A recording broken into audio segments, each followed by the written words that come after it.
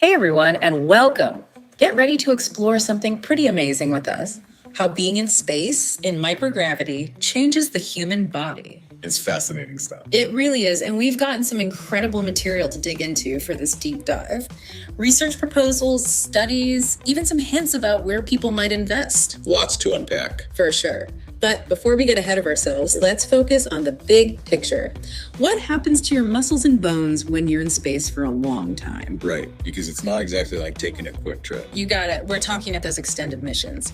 And I gotta say, looking at some of the research you sent over, it's kind of alarming. We've all seen astronauts looking super fit before they blast off, but what happens to those muscles after months and months in space? Well, it's one of the biggest hurdles for long space flights, how microgravity really takes a toll on your bones and muscles. The research proposal actually says that astronauts can lose up to 21% of their muscle mass, and their bone density drops 1-2% every single month they're up there. Can you imagine? It's a big deal. Seriously, imagine going to Mars, which takes months, and then you get there and can't even stand up from your seat on the spaceship because your bones are like Swiss cheese. It really puts into perspective how crucial gravity is for us down here on Earth. We just don't think about it consciously because it's always there. Totally. So, okay, we get it. Being in space is not like working out a gym, but is it as simple as, use it or lose it? Or is there something else going on that makes our bodies actively weaken in space? It's more complicated than just not using your muscles. It seems like microgravity messes with how our bodies build and break down bone and muscle. This is where it gets super interesting. This research proposal zeroes in on two specific proteins. I hope I'm saying this right. Myostatin and sclerostin. Apparently, they're big players in all of this. They are. And in microgravity, the amount of those proteins actually increases.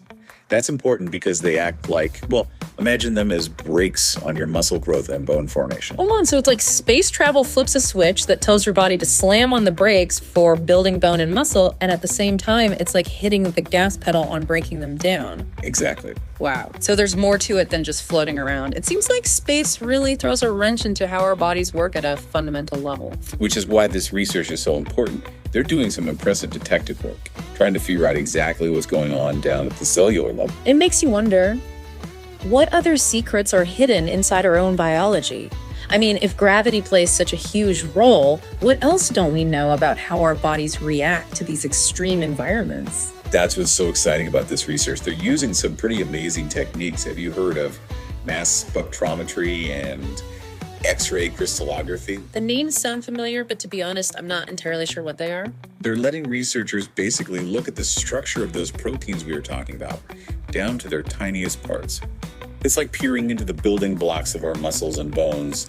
Wow, that's incredible. It's like zooming in on the intricate machinery of our bodies. But hold on a second, how on earth can they actually study the effects of microgravity? I mean, you can't just send every scientist into space. That's what I'm wondering. They can't exactly send a whole lab and a centrifuge into orbit every time they want to do an experiment. You're right, it's not that simple. But that's what's so cool about this research. They've figured out ways to mimic the conditions of space right here on Earth. What kind of? Okay, now you've got to tell me more. How do you even begin to recreate space on Earth? Are we talking about those spinning things you sometimes see in movies? Exactly. They're called clinostats, and they're kind of like a centrifuge that rotates objects to counteract gravity's pull. It basically tricks the cells into acting like they're in microgravity, even though they're still on Earth. So it's like a way to trick those proteins into thinking they're in space, even if the researchers aren't. That's pretty clever. But I'm guessing it's not a perfect simulation, or me. You're right, it does have its limitations, but it's still incredibly helpful for doing initial experiments and testing ideas without having to, launch everything into space. It's a good starting point. Makes sense. Plus, I'm sure those early tests are a lot easier on the astronauts in training than strapping them to a rocket before they're ready.